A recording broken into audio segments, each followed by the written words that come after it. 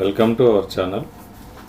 ఈరోజు వీడియోలో టెట్ జనవరి 2025లో వచ్చిన టెట్ పేపర్కి సంబంధించినటువంటి క్వశ్చన్స్ మీకు ఎక్స్ప్లెయిన్ చేస్తాను. ఈ క్వశ్చన్స్ కంటే ముందు డిస్క్రిప్షన్లో లింక్ ఉంది, అంటే 15 క్వశ్చన్స్. ఈరోజు 16 క్వశ్చన్ నుంచి ఎక్స్ప్లెయిన్ చేస్తున్నాను. 15 వరకు ఆ డిస్క్రిప్షన్లో ఉన్నటువంటి లింక్ చూసిన తర్వాత ఈ 16 క్వశ్చన్ నుంచి చూడండి. పేపర్ మొత్తం కావాలనుకుంటే 30 క్వశ్చన్స్కి 30 మ్యాథమెటిక్స్ మరియు మెథడాలజీకి సంబంధించినటువంటి క్వశ్చన్స్, 30 క్వశ్చన్కి సంబంధించినటువంటి సొల్యూషన్స్ మీకు చెప్తున్నాను. సో ఇప్పుడు 16th క్వశ్చన్ ఒకసారి చూడండి. 16th క్వశ్చన్ ఇచ్చినటువంటి question, ratio of diameter to radius in a circle respectively is. Diameter and radius, ఒక వృత్తంలో వరుసగా వ్యాసం మరియు వ్యాసార్థాల నిష్పత్తి అడిగింది. అసలు వృత్తం పైన అవగాహన, మనకు జామెట్రీ వృత్తం పైన అవగాహన ఉంటే మనకు ఈజీగా, సింపుల్ క్వశ్చన్ ఇది, చాలా సింపుల్ క్వశ్చన్. ఒకసారి వృత్తం మనం తీసుకున్నట్లయితే ఇది వ్యాసార్థం ఆర్, ఇక్కడ నుంచి ఇక్కడికి డి వ్యాసం, ఇది మొత్తం డి, ఇది ఆర్. అంటే సెంటర్ నుంచి సర్కిల్ పైకి ఎక్కడికైనా గీయబడిన సర్కిల్ పైకి దూరాన్ని మనం వ్యాసార్థం అంటాం. ఆ సెంటర్ పాయింట్ కలుపుతూ ఒక లైన్ మనం సర్కిల్ 2 సమాన భాగాలు చేస్తే అది వ్యాసం అవుతుంది. సో ఇక్కడ మనకు ఇది మొత్తం డి కాబట్టి డి ఈజ్ ఈక్వల్ టు ఆర్లు 2 వస్తాయి, ఆర్ ప్లస్ ఆర్ అంటే 2r. D is equal to 2r వస్తుంది. అంటే వ్యాసానికి వ్యాసార్థం, అంటే వ్యాసార్థానికి 2 రెట్లు ఉంటుంది. ఇక్కడ ఏమడిగింది మనకు నిష్పత్తి చూడండి ఒకసారి. వ్యాసార్థం అంటే d/r అన్నట్టు. డి ఎన్ని టైమ్స్ ఉంది మరి వ్యాసార్థానికి? 2 టైమ్స్ ఉంది. అంటే ఇది 2:1, 2:1. ఇది 2 టైమ్స్ ఉంటుంది, ఇది 1 టైం ఉంటుంది, ఇది 2 టైమ్స్ ఉంటుంది. సో ఇక్కడ 2:1 ఎక్కడ ఉంది? అది ఆన్సర్ మనకు 16th question 4th answer is the right answer. ఒకవేళ ఇక్కడ నిష్పత్తి ఇచ్చే సందర్భంలో కన్ఫ్యూజ్ చేసే అవకాశం కూడా ఉంటుంది. ముందు వ్యాసార్థం ముందు ఇచ్చిన అనుకోండి, r/d అని అనుకోండి, అప్పుడు 1:2 వస్తుంది. కన్ఫ్యూజ్ కావద్దు. ఏది ముందు అడిగితే దాని నిష్పత్తి ముందు రాయాలి, తర్వాత అడిగిన దాని నిష్పత్తి తర్వాత రాయాలి. ఓకే, వ్యాసార్థం మరియు వ్యాసం. సో వ్యాసం అనేది 2 రెట్లు ఉంటుంది వ్యాసార్థానికి కాబట్టి 1:2 వస్తుంది. r/d 1:2, d/r 2:1. అంటే వ్యాసము వ్యాసార్థాల నిష్పత్తి 2:1. ఈ క్వశ్చన్కి 2:1 is the 4th option is the correct answer.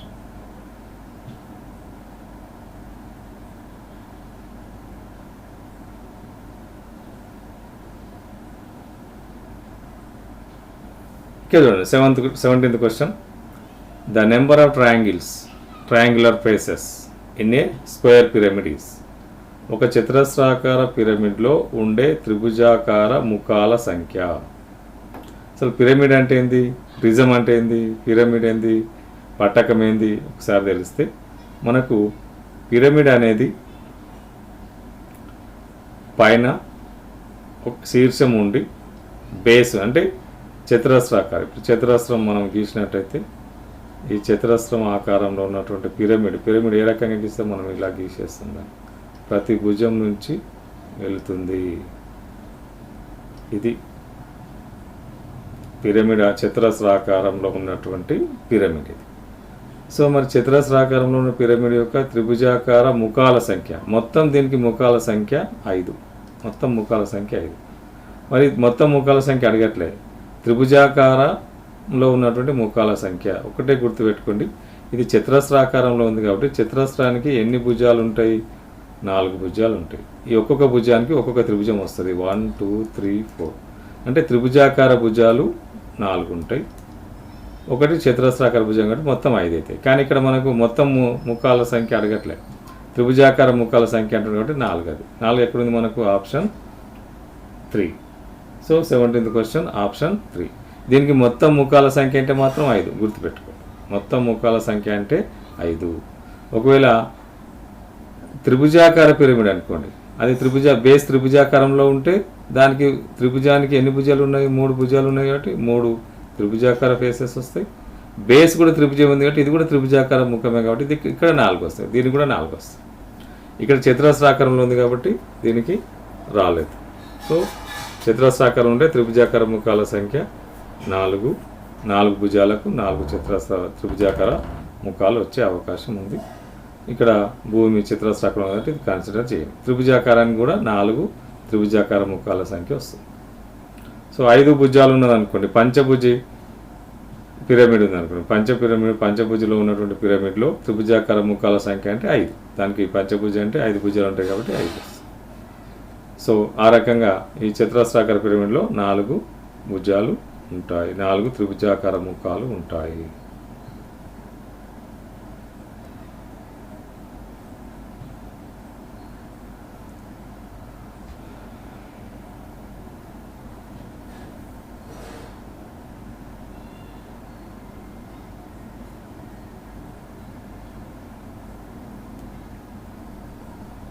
Okay, ఇక్కడ 18th క్వశ్చన్ సరిగా ఫ్రేమ్ కాలేదు. సో 19th క్వశ్చన్ చూద్దాం. చూడండి, చుట్టుకొలత 36 సెంటీమీటర్లు మరియు అసమాన భుజం పొడవు 10 సెంటీమీటర్లు కలిగిన సమద్విబాహు త్రిభుజ వైశాల్యము అడిగింది. The area in square centimeters in isosceles triangle having perimeter 36 centimeters and length of unequal side 10 centimeters is. So ఇక్కడ చుట్టుకొలత 36 సెంటీమీటర్లు మరియు అసమాన భుజం పొడవు. ఇది సమద్విబాహు త్రిభుజం కాబట్టి 2 భుజాలు సమానంగా ఉంటాయి. ఏవైనా 2 భుజాలు, ఇప్పుడు ఈ 2 భుజాలు సమానం అనుకోండి, ఇది అసమాన భుజం, ఇది ఈ రెండింటికి సమానంగా లేదు. దీని పొడవు మనకు 10 సెంటీమీటర్లు ఇచ్చిండు. దీని పొడవు ఎంత ఇచ్చాడు మనకు? 10 సెంటీమీటర్లు ఇచ్చాడు. ఇంకేం అడిగిండు? సమద్విబాహు త్రిభుజ వైశాల్యం అనుకోండి, దీని చుట్టుకొలత ఇచ్చాడు మనకు. ఇవి 2 ఓకే, ఇది ఎక్సే, ఇది కూడా ఎక్సే, ఎందుకంటే 2 సమానంగా ఉంటాయి కాబట్టి ఏబీసీ రాసుకుంటే ఎక్స్. సో ఇప్పుడు దీని చుట్టుకొలత ఏమవుతుంది మనకు? X plus 10 is equal to 36. X plus 10 is equal to 36.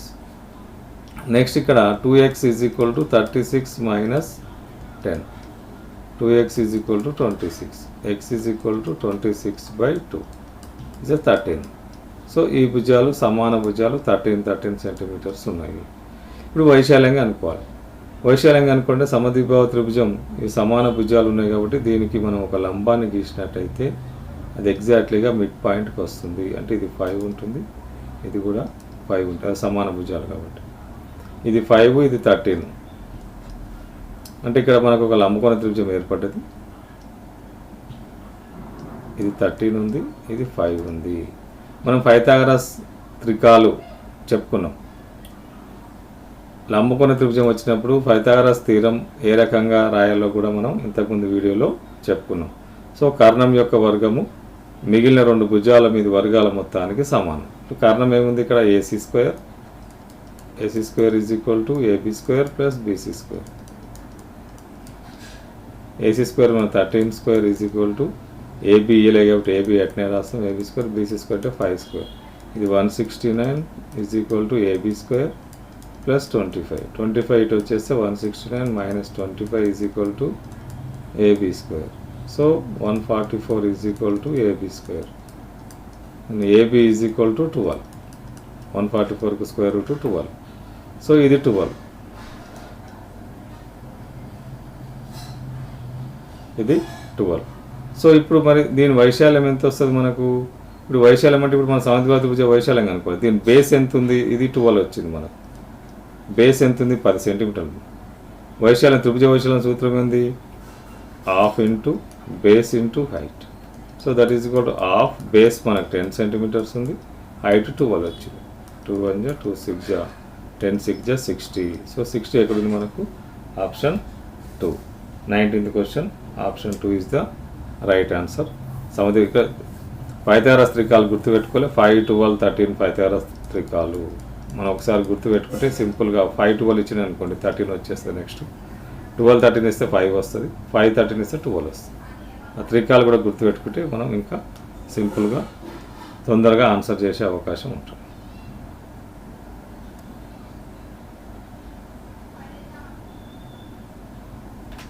ఇక్కడ చూడండి, క్వశ్చన్ నెంబర్ 20లో నెంబర్ సిస్టమ్ సంబంధించిన డెసిమల్స్లో ఇచ్చింది.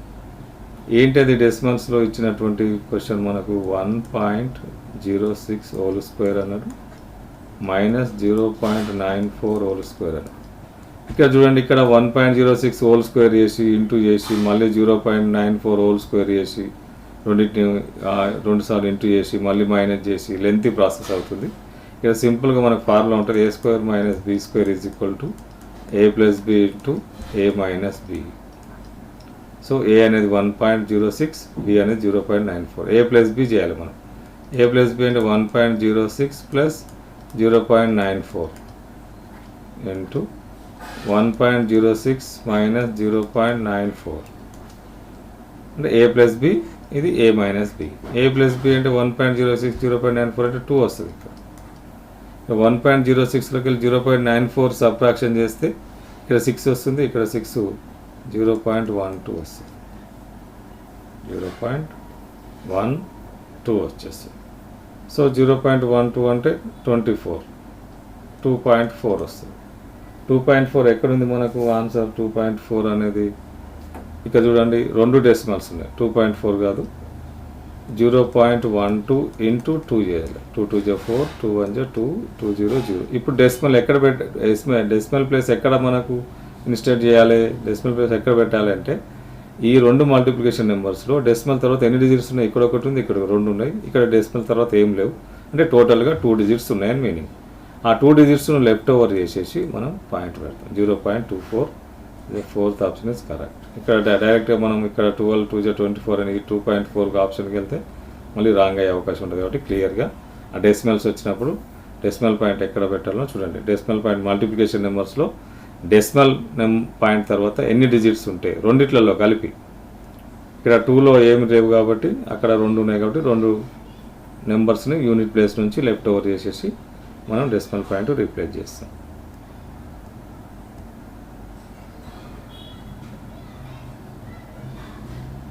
చూడండి, ఇక్కడ the area in square centimetres of a square whose diagonal is 11√2 centimetres square. 11√2 సెంటీమీటర్ల కర్ణం కలిగిన చతురస్రం యొక్క వైశాల్యం ఎంత అంటారు. ఒకసారి మనం చతురస్రం గీసుకున్నట్లయితే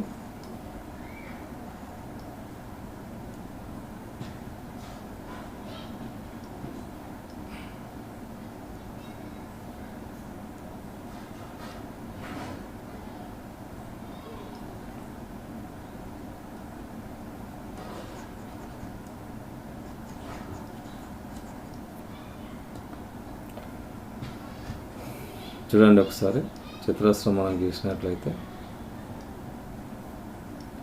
చతురస్రం యొక్క కర్ణము 11√2 ఇచ్చింది, 11√2 కర్ణం. అసలు చతురస్రం మామూలుగా మనం చతురస్రం డ్రా చేస్తే ఏదైనా చతురస్రం యొక్క భుజం 1 యూనిట్స్ అయితే దాని కర్ణం √2 ఉంటుంది. అంటే ఇది లంబకోణ త్రిభుజం కాబట్టి ఈ 1² + 1² అండర్ రూట్ = √2. అంటే చతురస్రం యొక్క కర్ణము దాని భుజానికి √2 టైమ్స్ ఉంటుంది. అంటే ఇప్పుడు ఇక్కడ కర్ణము 11√2 అయినప్పుడు భుజం ఎంత అవుతుంది? 11 అవుతుంది. ఇది కూడా 11, ఇది కూడా 11, ఇది కూడా 11.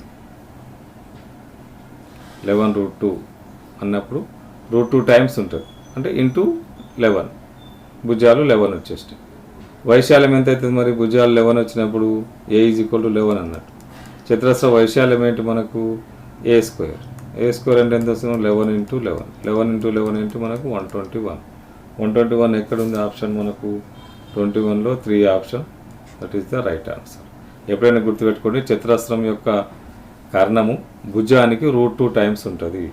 సపోజ్ ఎగ్జాంపుల్ ఇక్కడ 12√2 అన్నాడు అనుకోండి, ఆ భుజాలు 12 అవుతాయి.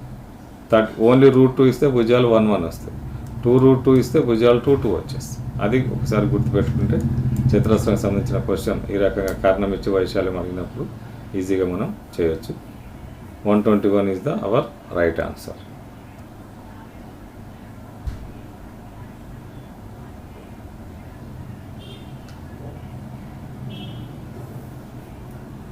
ఇక్కడ చూడండి, నెంబర్స్కి సంబంధించిన క్వశ్చన్.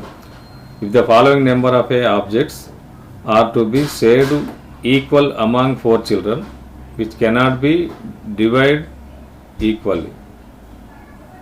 ఈ క్రింది వస్తువులను 4 పిల్లలు సమానంగా పంచుకోవాల్సి వస్తే దేనిని సమానంగా విభజించలేము? సమానంగా పంచుకోవాల్సి వస్తే దేన్ని వాళ్ళకి సమానంగా మనం పంచలేము అని అడుగుతున్నారు. సో ఇక్కడ మనము సింపుల్గా చూడండి. ఫస్ట్ క్వశ్చన్ 1036 ఉంది. ఇది 1036ను మనం 4 పార్ట్స్ ఈక్వల్గా చేయాలంటే దాని మీనింగ్ ఏంది?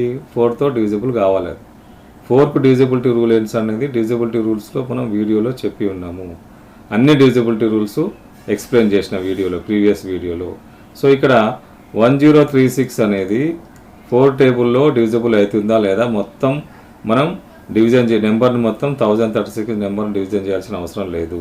సింపుల్గా 4కు డివిజిబిలిటీ రూల్ ఏంటి? యూనిట్ ప్లేస్ 100 ప్లేస్తో ఫామ్ అయినటువంటి నెంబర్ 36 4 టేబుల్ వస్తుందా? Yes. 4 9 36. Total 1036 also divisible by 4.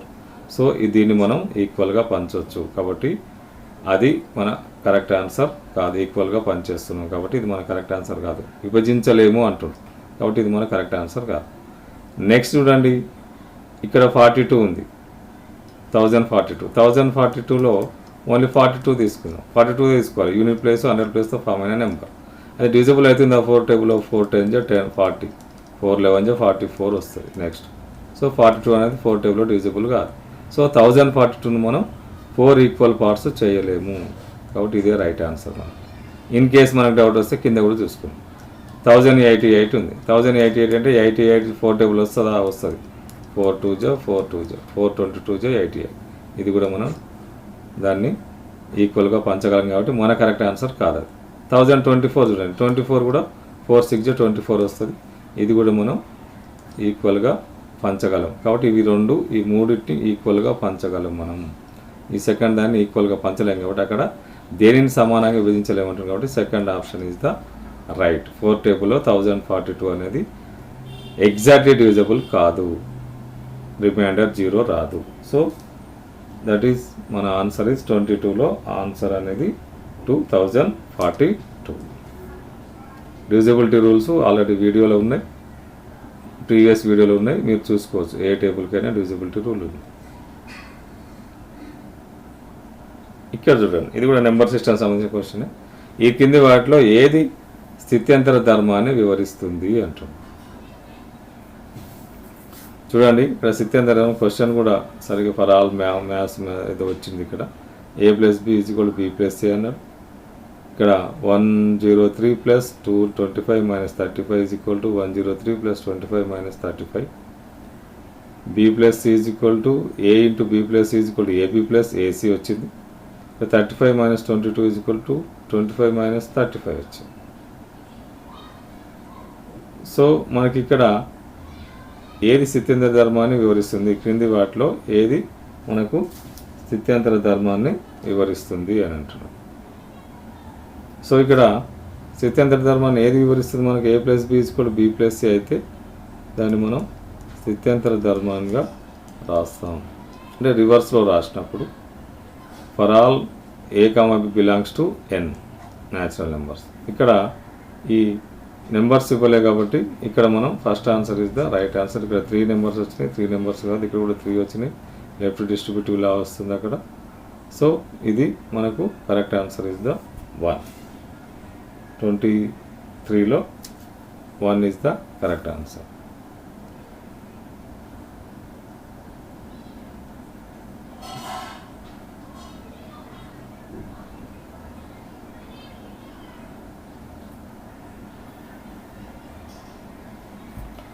చూడండి ఇక్కడ క్వశ్చన్ ఇది. ఎంత మొత్తంలో 25% ధనం 240లో 12.5కి సమానం? చూడండి ఇక్కడ క్వశ్చన్ నెంబర్ 24లో ఎంత మొత్తంలో 25% ధనం అంటే 240లో 25% ఎంత వస్తుంది మనకు? 25/100 years. 25 1 25, 4 4 6 60. అంటే మరి ఇక్కడ 240లో 25 12.5కి ఏది సమానం అవుతుంది? ఇది 25% 60 వచ్చిన 12.5లో 12.5 మనకు 12.5 కావాలి కాబట్టి 12.5% ఎంత వస్తుంది 240లో మనకు 240లో మనకు 25 ఎంత మొత్తంలో 25% ధనం ₹240లో 12.5కి సమానం అంటారు. 12.5కి సమానం అన్నప్పుడు మనకు ఇక్కడ 25% ఎంత మొత్తంలో 240లో 12.5కి సమానం అవుతుంది. అంటే ఎంత మొత్తంలో సమానం అవుతుంది? అది 120 మొత్తంలో సమానం అవుతుంది. ఎట్లా 120 మొత్తంలో సమానం అవుతుంది? అది ఎంత మొత్తంలో 25% ధనం 240లో 12.5కి సమానం అవుతుంది. 240లో 12.5 ఎంత వస్తుంది? ఇంతకు 240లో 12.5 ఎంత వస్తుంది? 240 × 12.5 అంటే 12.5 అనేది మిక్స్డ్ ఫ్రాక్షన్ కాబట్టి దాన్ని ఇంప్రాపర్లో కన్వర్ట్ చేసుకుంటే 25/2 వస్తుంది. 25/2%. సో పర్సంటేజ్ మనం ఫ్రాక్షన్లో మారిస్తే 25/2 × 100. 25 1 జా 25 4 జా 4 2 జా 8 అంటే 30. 240లో ఇది 30 వచ్చింది. ఎంత మొత్తంలో 30 వస్తుంది? 120లో 25% ఎంత? 25/100. 25 1 జా 25 4 జా 4 1 జా 4 3 30. చూడండి, అంటే ఎంత మొత్తంలో 25% ధనం 240లో 12.5కి సమానం అంటారు. ఈ 240లో 12.5 ఎంత వచ్చింది? మనకు 30 రూపీస్ వచ్చింది. మరి ఇందులో దేనికి 30 రూపీస్ వస్తుంది? 25% అనేది మనం క్యాలిక్యులేట్ చేయాలి. ఇలా 60కి రాదు, 150కి రాదు, 90కి రాదు, 120కి రాదు. 120కి వస్తుంది కాబట్టి 120కి 25% అంటే 30. సో 120 ఇస్ ద 120లో 25% ధనం 240లో 12.5కి సమానం అన్నట్టు. ఇది మన question. 120 is the right answer.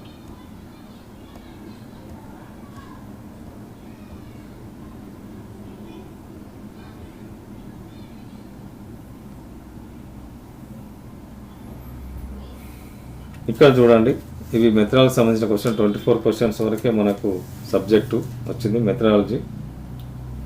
25లో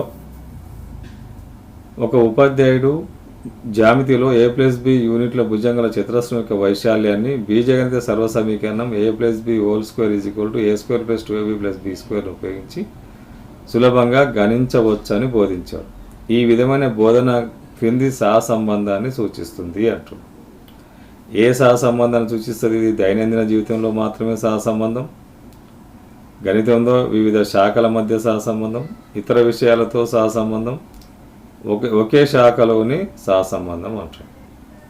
అంటే ఇది ఒకే శాఖలో సహసంబంధం కాదు, ఎందుకంటే జామితిలో ఉన్నటువంటి దాన్ని బీజగణితం కన్వర్ట్ చేసిండు. ఇది దైనందిన జీవితంలో మాత్రమే సహసంబంధం కాదు, దైనందిన జీవితంలో సహసంబంధం కాదు, ఒకే శాఖలో సహసంబంధం కాదు, ఇతర విషయాలతో సహసంబంధం కాదు. ఇతర విషయాలు అంటే మళ్ళీ వేరే వస్తాయి, ఫిజిక్స్ వస్తుంది, కెమిస్ట్రీ వస్తుంది, అట్లా. ఇక్కడ గణితంలో వివిధ శాఖల మధ్య సహసంబంధం, ఇది గణితంలో ఉన్నటువంటి వివిధ శాఖల మధ్య సహసంబంధాన్ని తెలియజేస్తుంది. కాబట్టి 2 ఈజ్ అవర్ రైట్ ఆన్సర్. ఈ మెథడాలజీకి సంబంధించినటువంటి క్వశ్చన్స్ చాలా జాగ్రత్తగా అన్ని ఆన్సర్స్ ఒకే రకంగా కనిపిస్తాయి. అవి వీటి దగ్గర కూడా జాగ్రత్తగా ఆన్సర్ చేయాలి. ఇక్కడ చూడండి, క్వశ్చన్ నెంబర్ 26. ఒక గణిత ఉపాధ్యాయుడు విద్యార్థుల అభ్యసనంలో ఆసక్తి, పట్టుదల, వైఖరుల వంటి ప్రవర్తన మార్పులను గుర్తించాలనుకున్నారు. ఈ ప్రవర్తన మార్పులు కింది రంగానికి చెందినవి. ఏ రంగానికి చెందిన ప్రవర్తన మార్పులు? మరి జ్ఞానాత్మక రంగం, కాగ్నిటివ్ డొమైన్, క్రియేటివ్ డొమైన్ సృజనాత్మక రంగం, సైకోమోటర్ డొమైన్ మానసిక చలనాత్మక రంగం, ఎఫెక్టివ్ డొమైన్ భావావేశ రంగం. సో గణిత ఉపాధ్యాయుడు విద్యార్థుల అభ్యాసనంలో ఆసక్తి, పట్టుదల, వైఖరుల వంటి ప్రవర్తన మార్పులను గుర్తించాలనుకున్నాడు. వాళ్ళకి ఆసక్తి, పట్టుదల, వైఖరులు ఏ రకంగా ఉన్నాయని గుర్తించాలనుకున్నప్పుడు జ్ఞానాత్మక రంగానికి సంబంధం లేదు, జ్ఞానంతో సంబంధం లేకుండా వైఖరులను మనం గుర్తించాలి. సృజనాత్మకత కాదు, మానసిక చలనాత్మక రంగం కూడా కాదు. సో భావావేశ రంగం ఇది correct answer. 4th is the right answer 26 క్వశ్చన్కి. ఎఫెక్టివ్ డొమైన్ అనేది right answer.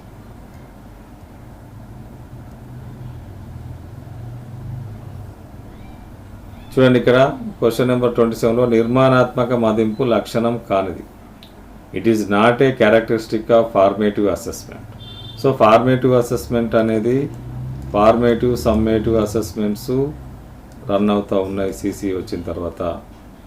So what is formative, what is summative? నిర్మాణాత్మక రంగం ఫార్మేటివ్ అంటే నిర్మాణాత్మక మదింపు, ఇది సంగ్రహణాత్మక మదింపు అంటాం ఎస్ఎం. సో ఒకసారి చూద్దాం ఇక్కడ ఏది కాదంటున్నారు. ఫార్మేటివ్ అసెస్మెంట్కి సంబంధించినటువంటి లక్షణం కానిది ఏది అంటున్నారు, అయింది కాదు. గుర్తు క్వశ్చన్ పర్ఫెక్ట్గా చదవాలి. చదివేటప్పుడు పైన చదివి ఆన్సర్ చేస్తే మిస్టేక్ అయ్యే అవకాశం ఉంటుంది. ఒకసారి చూడండి ఇక్కడ లోప నిర్ధారణ స్వభావం. ఎస్, ఫార్మేటివ్ అసెస్మెంట్ అనేది అంటే తప్పులు సరి చేసుకోవడానికి అవకాశం ఉంటుంది, అది రైటే. నిరంతర ప్రక్రియ, ఎస్, ఇది సిసి మెథడ్ కాబట్టి నిరంతర ప్రక్రియ, ఎప్పుడు అసెస్మెంట్ జరుగుతూనే ఉంటుంది. సంవత్సరం చివరిలో నిర్వహించబడుతుంది, ఇది ఎఫ్ఏ అనేది సంవత్సరం చివరిలో నిర్వహించబడదు, అది కంటిన్యూగా జరుగుతూనే ఉంటుంది. ఓన్లీ ఎస్ఏ మనం సంవత్సరం చివరిలో నిర్వహిస్తాము. అంటే కొన్ని చాప్టర్స్ అయిపోయిన తర్వాత నిర్వహించేది ఎస్ఏ, ప్రతిరోజు నిర్వహించేది నిరంతర ప్రక్రియ ఉండేది ఎఫ్ఏ కాబట్టి ఇది సంవత్సరం చివరిలో నిర్వహించబడుతుంది అనేది రాంగ్. లోప నివారణ బోధనలో సహాయపడుతుంది, ఎస్. అంటే ఈ మూడు ఫార్మేటివ్ అసెస్మెంట్కు సంబంధించినటువంటి లక్షణాలు. కాందేది మరి, ఇది థర్డ్, సంవత్సరం చివరిలో నిర్వహించబడుతుంది అనేది సరైన ఆన్సర్ కాదు కాబట్టి 27కు మన ఆన్సర్ 3.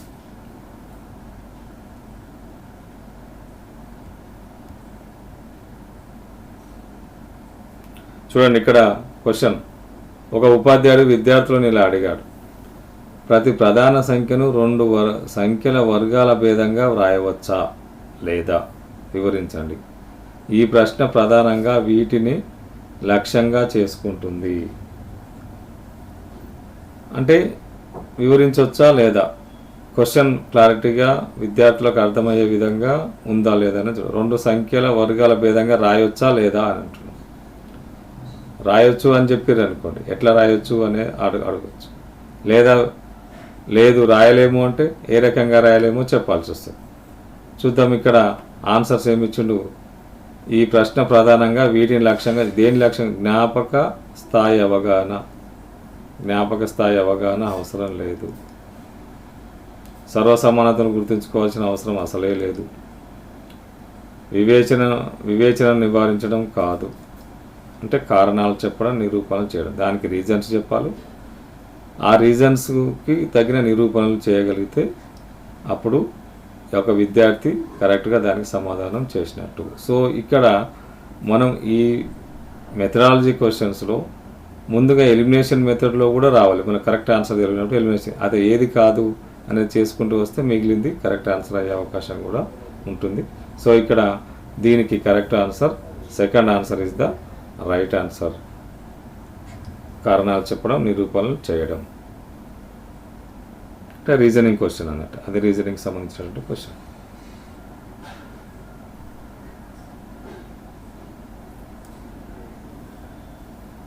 చూడండి ఈ క్రింది వాటిలో కరికులం విధులు ఏవి కరికులం విధులు అంటున్నారు. అభ్యసన అనుభవాల ఎంపికలో సహాయం చేయడం, ఏ మూల్యాంకనానికి ఆధారాన్ని అందించడం, బి సి ఉపాధ్యాయుల జీతభత్యాలను నిర్ణయించడం, సి డి పాఠ్యపుస్తకాల తయారీకి మార్గదర్శకత్వం. సో ఇక్కడే మీకు అర్థమై ఉంటుంది కరికులం అంటే కరికులంలో విధులు ఏవి, కరికులంలో ఏముంటాయి అనేది అడుగుతున్నాం. సో ఇక్కడ ఫస్ట్ ఆప్షన్ ఏమి ఇచ్చిండు, బిసిడి ఇచ్చిండు. బిసిడి ఇచ్చిండు ఫస్ట్ ఆప్షన్లో, ఏబిడి ఇచ్చిండు సెకండ్ ఆప్షన్లో, థర్డ్ ఆప్షన్లో ఏసిడి ఇచ్చిండు, ఫోర్త్ ఆప్షన్లో ఏబిసిడి అన్ని ఇచ్చేసిండు. సో అన్నీ మరి కరెక్ట్ అవుతాయా ఒకసారి చూద్దాం. ఇక్కడ కరికులంలో అభ్యసన అనుభవాల ఎంపికలో సాయం చేయడం, ఎస్ కరికులంలో ఉంటుంది. అభ్యసన అనుభవాల ఎంపికలో సాయం చేయడం అనేది కరికులంలో ఉంటుంది. మూల్యాంకనానికి ఆధారాన్ని అందించడం, ఎస్ ఎవాల్యూషన్కి బేస్ కరికులంలో ఉంటుంది. నెక్స్ట్ ఉపాధ్యాయుల జీతభత్యాలు నిర్ణయించడం కరికులంలో ఉండదు. సో ఇది రాంగ్. ఉపాధ్యాయుల జీతభత్యాలు నిర్ణయించడం అనేది కరికులానికి ఎలాంటి సంబంధం లేదు. పాఠ్యపుస్తకాల తయారీకి మార్గదర్శకం, ఎస్, పాఠ్యపుస్తకాలు ఎట్లా డిజైన్ చేయబడాలనేది కరికులంలో ఉంటుంది. సో ఈ 3 కరెక్ట్ ఆన్సర్స్. అంటే ఏబిడి. సి ఎక్కడ లేదో చూడండి. సి ఎక్కడ లేదు, ఆప్షన్ 2లో లేదు, కాబట్టి 2 is our right answer.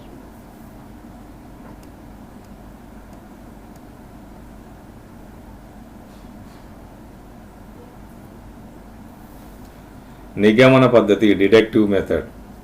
So inductive, deductive మ్యాథమెటిక్స్లో చాలా ఇంపార్టెంట్ మెథడ్స్లో తీసుకుంటాం మనం, ఇండక్టివ్, డిడక్టివ్. సో నిగమన పద్ధతి, డిడక్టివ్ మెథడ్ ఇలా ఉపయోగించబడుతుంది. డిడక్టివ్ మెథడ్ అనేది ఎట్లా ఉపయోగించబడుతుంది? ఉదాహరణల నుండి నియమాలను ఉత్పాదించడం. డిడక్టివ్ మెథడ్ అంటే ఉదాహరణలు తీసుకొని కొన్ని నియమాలను ఉత్పాదించడం, సూత్రాలను నిర్మించడం, ఏర్పరచబడిన నియమాలను నిర్దిష్టమైన సందర్భానికి వర్తింపజేయడం, మార్గదర్శకత్వం లేకుండా పజిల్స్ సాధించడం. ఈ పజిల్స్ సాధించడం అనేది కానే కాదు, మార్గదర్శకం లేకుండా పజిల్స్ సాధించడం అనేది నిగమన పద్ధతిలో రాదు. సూత్రాలను నిర్మించడం అనేది నిగమన పద్ధతి కాదు. ఉదాహరణల నుండి నియమాలు ఉత్పాదించడం కాదు. ఏర్పరచబడిన నియమాలను నిర్దిష్టమైన సందర్భానికి వర్తింపజేయడం, ఎస్. ఏవైతే ఏర్పరచబడిన సందర్భాలు ఉంటాయో ఆ ఏర్పరచబడిన సందర్భం నిర్దిష్టమైన సందర్భానికి వర్తింపజేయడం అనేది నిగమన పద్ధతికి ప్రధానంగా ఇలా ఉపయోగించబడుతుంది. అది ఏర్పరచబడిన నియమాలను నిర్దిష్ట, అంటే answer 3 is our right answer. So friends, ఇది మీకు మొత్తం paper, maths paper 30 questions part 1, part 2లో ఎక్స్ప్లెయిన్ చేయడం జరిగింది. మరి నెక్స్ట్ వీడియోలో కూడా నెక్స్ట్ పేపర్ మీకు ఎక్స్ప్లెయిన్ చేస్తాను. చూస్తూనే ఉండండి, సబ్స్క్రైబ్ చేసుకోండి.